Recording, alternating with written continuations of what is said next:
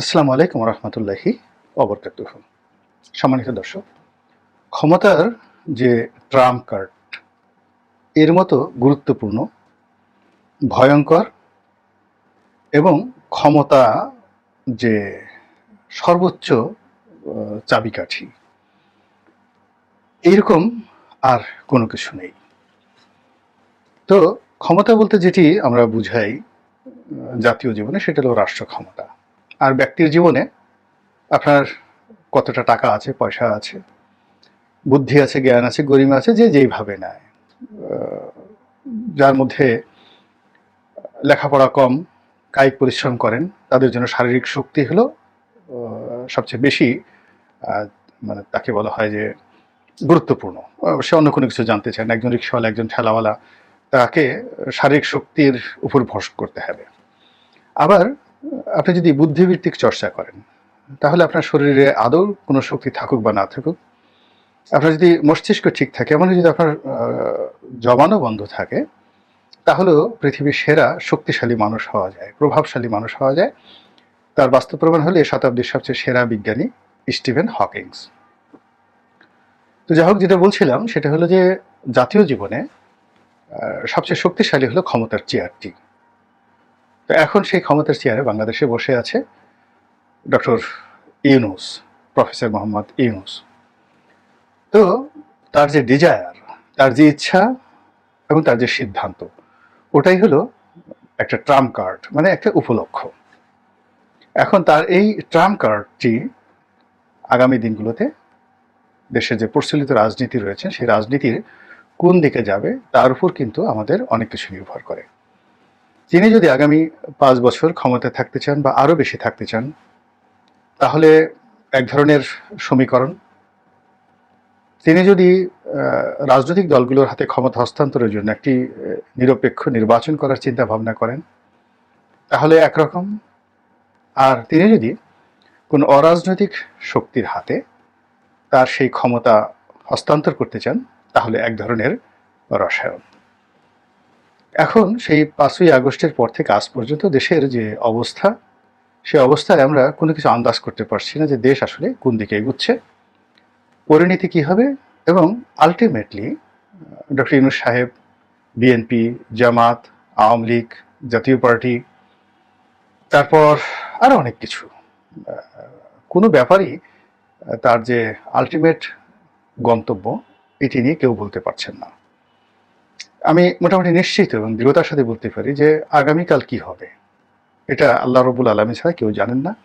আমরা অনেক কিছু কল্পনা করি, কিন্তু যখন জীবনযাত্রা স্বাভাবিক থাকে, পরিবেশ স্বাভাবিক থাকে, তখন মোটামুটি বলা যায় যে আগামীকাল মেঘ হবে কিংবা মেঘ হবে না, আগামীকাল আমি অফিস যাব কি আমি অফিস যাব না। কিন্তু আপনার শরীর যখন অসুস্থ থাকে, তারপর জাতীয় জীবন যখন অস্থির থাকে, দেশ যখন খুব ঘন ঘটার মধ্যে থাকে, তখন কেউ তার ভবিষ্যৎ সম্পর্কে 1 মিনিট পরে কি হতে যাচ্ছে সেটা বলতে পারে না। তার বাস্তব প্রমাণ পালিয়ে যাওয়া আওয়ামী লীগ সভানেত্রী শেখ হাসিনা। তিনি যে সময়টিতে পালালেন, তার 10 মিনিট আগেও তিনি আসলে ভাবতে পারেননি, তিনি পালিয়েছেন। তো এখন তার পালানোর ফলে রাজনৈতিক অঙ্গনে যে শূন্যতা তৈরি হয়েছে, সেই শূন্যতা পূর্ণ করার জন্য যে যার অবস্থান থেকে সবাই চেষ্টা করছেন। আমরা এখনো পর্যন্ত সবাই অনেক হয়তো সমালোচনা করছি কম বেশি, কিন্তু মনে প্রাণে আমরা চাচ্ছি যে ডক্টর মোহাম্মদ ইউনূস সফল হন এবং তিনি তার এই জীবনের শেষ প্রান্তে এসে জীবনের সবচেয়ে সেরা উপহারটি জাতিকে তিনি দিয়ে যাবেন, এরকম প্রত্যাশা দেশে সুধীজন করছেন। বিশেষ করে যারা তরুণ সমাজ, যারা এই আন্দোলনের নেতৃত্ব দিয়েছেন এবং বুক পেতে দিয়েছেন, তাদেরই অবদান কোনো অবস্থাতেই কেউ কখনো ছোট করতে পারবে না। বড় করার কিছু নাই, কিন্তু কেউ চেষ্টা করলেও তাদের অবদানকে ছোট করতে পারবে না। এর কারণ হলো বিশ্বের যে গণতান্ত্রিক আন্দোলনগুলো, সেই আন্দোলনগুলোর মধ্যে আমাদের 5ই আগস্টের যে গণ অভ্যুত্থান, এটি আলটিমেটলি একটা ইতিহাস তৈরি করে ফেলেছে। তো এই যে তরুণ সম্প্রদায় এবং তাদের যারা রিপ্রেজেন্টেটিভ, বাংলাদেশের টোটাল জনগোষ্ঠীর অলমোস্ট 40% তরুণ সম্প্রদায়, এবং এত তরুণ পৃথিবীর অন্য কোনো দেশে আছে কিনা আমি বলতে পারবো না। তো সেই তরুণ সম্প্রদায়ের যে স্বপ্ন, আকাঙ্ক্ষা, ডিজায়ার, ইচ্ছা, তো সবই ডক্টর ইউনূসকে কেন্দ্র করে। তারা হয়তো ওভাবে আওয়ামী লীগের মতো বা জামাতের মতো বা বিএনপির মতো সংঘবদ্ধভাবে কোনো রাজনৈতিক কর্মকাণ্ড পরিচালনা করতে পারবে না, কিন্তু ইচ্ছা প্রকাশ করার ক্ষেত্রে, সহযোগিতা প্রকাশ করার ক্ষেত্রে এই তরুণ সম্প্রদায় এখনো পর্যন্ত ডক্টর ইউনূসের পক্ষে অনেকটা সিমেন্টেড হয়ে আছে। সমস্যা হলো যে এই তরুণ সম্প্রদায় যেহেতু তাদের মধ্যে তারুণ্য, খুব সহজে রাগ হয়ে যায়, খুব সহজে বিভ্রান্ত হয়ে যাওয়ার সম্ভাবনা এই বয়সে অনেকের থাকে, ভুল বোঝাবুঝি হয়ে যায় এবং নিজেদের মধ্যে দ্বন্দ্ব সংঘাত মারামারি কাটাকাটি, এটা এই বয়সে খুবই স্বাভাবিক। এবং সেই সুযোগটি নেওয়ার জন্য সারা পৃথিবীতে যারা সেই বিএনপি বিরোধী শক্তি আছে, জামাত বিরোধী শক্তি আছে, ইউনূস বিরোধী শক্তি আছে, বাংলাদেশ বিরোধী শক্তি আছে, তারা অর্থ দিয়ে, বিত্ত দিয়ে, কৌশল দিয়ে নানা রকম চেষ্টা চরিত চালিয়ে যাচ্ছে, যা কিনা ডক্টর ইউনূসের জন্য এতটা অনিশ্চয়তা সৃষ্টি করেছে যে উনি 1 ঘন্টা পরেই বাংলাদেশের কোথায় কি হচ্ছে বা হবে সেটাও তিনি তার অফিসে বসে বুঝতে পারছেন না। এবং এটাই এই সময়ের আমাদের সবচেয়ে রাষ্ট্রীয় বিপত্তি। দ্বিতীয়ত, রাজনৈতিক দলগুলো এরকম একটা সামাজিক চাপের মধ্যে পড়েছে, মানসিক চাপের মধ্যে পড়েছে, প্রশাসনিক চাপের মধ্যে পড়েছে, যেটি ঠিক আগে কখনো তারা এইভাবে পড়েনি। যেমন বিএনপি নেতাকর্মীরা শেখ হাসিনার পলায়নের পর তারা ধরে নিল যারা ক্ষমতা আসছে, বিকজ তাদের যে ব্রুট মেজরিটি আছে, এই মেজরিটি দিয়ে তারাই ক্ষমতায় আসবে। কিন্তু এখন দিনকে দিন এমন কিছু ঘটনা ঘটছে যে ঘটনার কারণে বিএনপির যারা শীর্ষ নেতৃবৃন্দ তারা বিব্রত বোধ করছে এবং প্রতিদিনই পত্রপত্রিকাগুলো বিএনপির বিরুদ্ধে ন্যূনতম যদি সামান্যতম একটা সুযোগ পায় সে বিশাল বিশাল এক একটা নিউজ ছাপিয়ে দিচ্ছে, যা কিনা বিএনপিকে বিব্রত করছে। অন্যদিকে প্রথম কয়েকদিন জামাতের সম্পর্কেও মানুষ খুব ইতিবাচক চিন্তা করতেন, কিন্তু ইদানিংকালে দেখা যাচ্ছে যে অনেকগুলো পক্ষ জামাতের বিরুদ্ধেও নানা রকম প্রোপাগান্ডা ছড়াচ্ছেন। আমি দুটো উদাহরণ দিই।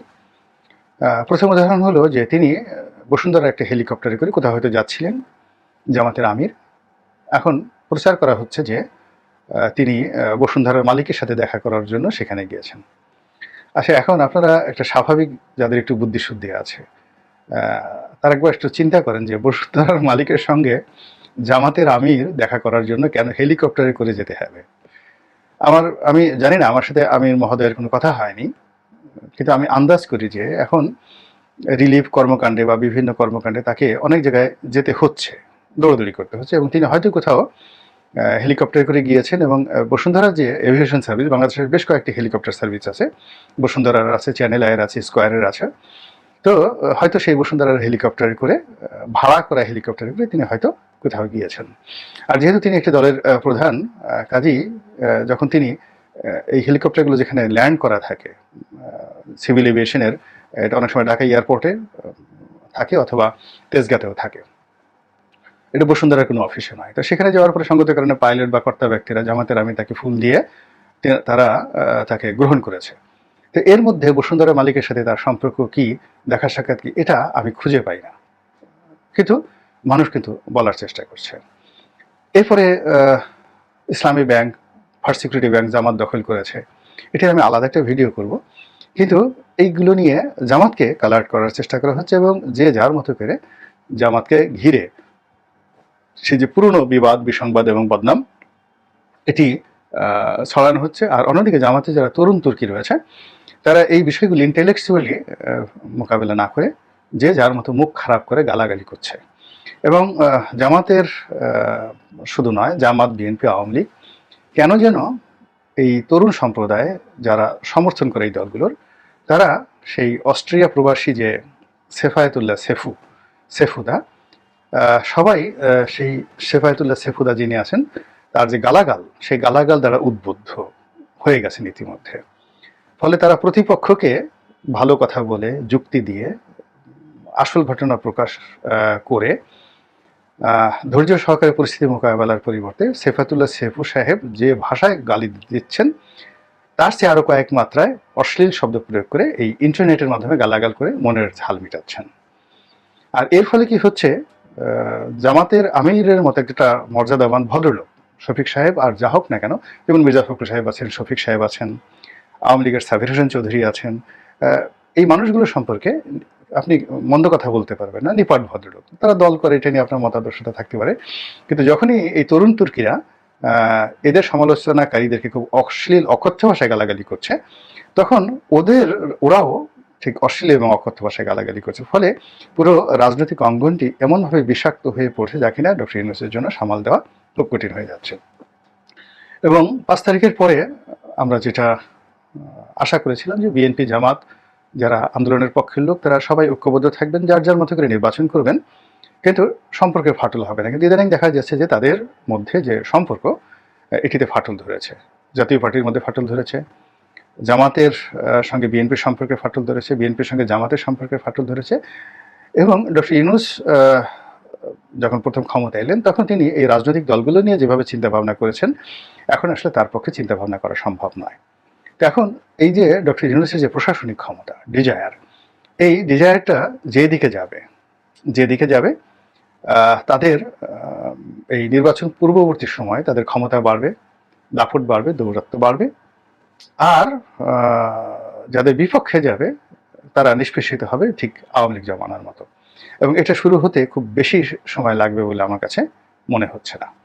তো এখন ডক্টর মোহাম্মদ ইউনূস তার যে আগামী দিনের যে রানিং মেট, অর্থাৎ যার কাছে তিনি ক্ষমতা হস্তান্তর করবেন বা রাজনৈতিক দল হিসেবে যাদেরকে মিত্র মনে করবেন, এটার উপর কিন্তু বাংলাদেশের রাজনীতির শান্তি শৃঙ্খলা এটা নির্ভর করবে।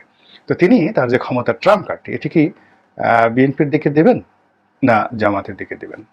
আজকে পর্যন্ত যে জিনিসটি দেখা যাচ্ছে সেটা হলো তৃণমূলে, মানে বাংলাদেশের ঢাকা শহরের বাইরে বেশিরভাগ গ্রামগঞ্জ শহর বন্দরে বিএনপির নেতাকর্মীরা আলটিমেটলি তারা কিন্তু তাদের যে রাজনৈতিক ক্ষমতা এটা তারা প্রতিষ্ঠিত করে ফেলেছে। অন্যদিকে জামাত যেটা করেছে সেটা হলো প্রশাসনিক যে কেন্দ্রগুলো রয়েছে সেখানে, এমনকি ইউনূস সরকারের যে উপদেষ্টা পরিষদ রয়েছে সেখানেও জামাতের আধিপত্য এবং গুরুত্ব কোর্ট কাছারিতে সহ বিএনপির সাথে অনেক অনেক বেশি। তো ফলে এখানে দুই ধরনের সমীকরণ তৈরি হয়ে যাচ্ছে, একটা হলো মাসেল পাওয়ার আর একটা হলো প্রশাসনিক পাওয়ার। এখন এই প্রশাসনিক পাওয়ারের জায়গাটাতে জামাতের যে আধিপত্য, এই আধিপত্যের কারণে ডক্টর ইউনূসের সঙ্গে সংগতিকারণে তাদের একটা ইজি অ্যান্ড স্মুথ কোঅপারেশন শুরু হয়ে যাবে, আর বিএনপির সঙ্গে একটা বিরোধ এবং দূরত্ব খুব দ্রুতই শুরু হয়ে যাবে। তো ফলে আজকের দিনে আমরা যেভাবে খুব সহজভাবে চিন্তা করছি যে 3 মাসের মধ্যে বা 6 মাসের মধ্যে একটা নির্বাচন হবে, তারপর ক্ষমতা হস্তান্তর হবে, আমার কাছে মনে হচ্ছে যে বর্তমান যে সরকার ব্যবস্থা এটা দীর্ঘমেয়াদে একটা জটিলতার দিকে যাচ্ছে। এবং সেই জটিল পরিস্থিতিতে ডক্টর মোহাম্মদ ইউনূস তার যে ডিজায়ার বা তার যে ট্রাম্প কার্ড সেটি কোন দিকে ঘুরান, কার উপর অর্পণ করেন, সেটি এখন দেখার বিষয়। আল্লাহ আমাদের সবাইকে হেদায়েত দান করুন এবং হেফাজত করুন। আসসালামু আলাইকুম ওয়া রাহমাতুল্লাহি ওয়া বারাকাতুহু।